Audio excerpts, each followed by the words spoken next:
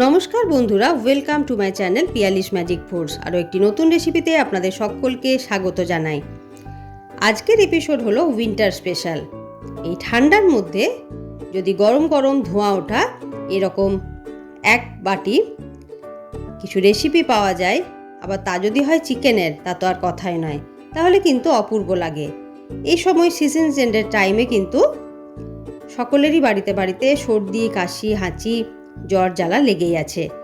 এরকমভাবে যদি চিকেনটাকে বানিয়ে দিতে পারেন, আশা করি সকলেই খুব ভালোভাবে খাবে।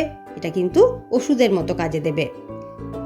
যদি আমার রেসিপি ভালো লেগে থাকে তাহলে অবশ্যই কিন্তু আপনারাও বাড়িতে একবার ট্রাই করতে পারেন। চলুন তাহলে আজকের রেসিপিটা শুরু করে ফেলি। প্রথমেই নিয়ে নিয়েছি 500 গ্রাম চিকেন, ভালো করে ধুয়ে পরিষ্কার করে নিয়েছি। এরপর একটি গ্রাইন্ডিং জারের মধ্যে নিয়ে নিলাম একটা কুচি করে রাখা পেঁয়াজ, 12 থেকে 14টা রসুনের কোয়া, বেশ খানিকটা ধনে পাতা এবং একটা কাঁচা লঙ্কা। কিছুটা গ্রাইন্ড করে নেওয়ার পরে এর মধ্যে দিয়ে দিলাম 1 ইঞ্চির মতো আদা এবং 2 চা চামচের মতো গোলমরিচ। সব একসাথে বেটে একটা মিহি পেস্ট বানিয়ে নিলাম।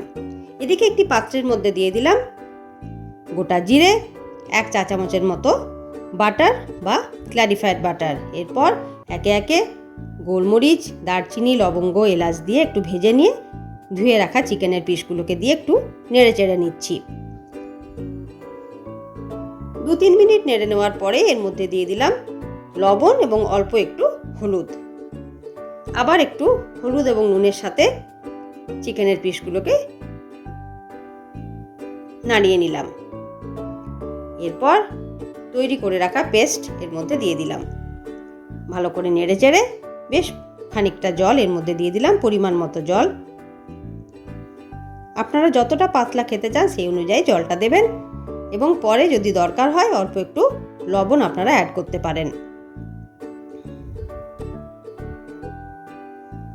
এটা খেতে কিন্তু অপূর্ব লাগে এবং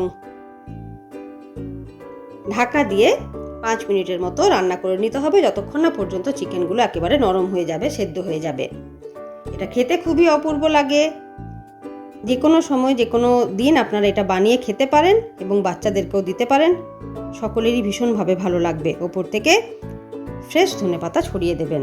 তাহলে আজকের রেসিপি কেমন লাগলো বন্ধুরা অবশ্যই জানাবেন। যদি ভালো লেগে থাকে তাহলে লাইক, শেয়ার এবং ছোট্ট একটি কমেন্ট করতে ভুলবেন না। আপনারাও বাড়িতে বানান এবং অবশ্যই লেবুর রস সহযোগে এটি পরিবেশন করুন গরম গরম। এই শীতে সকলেই ভীষণভাবে অ্যাপ্রিসিয়েট করবে।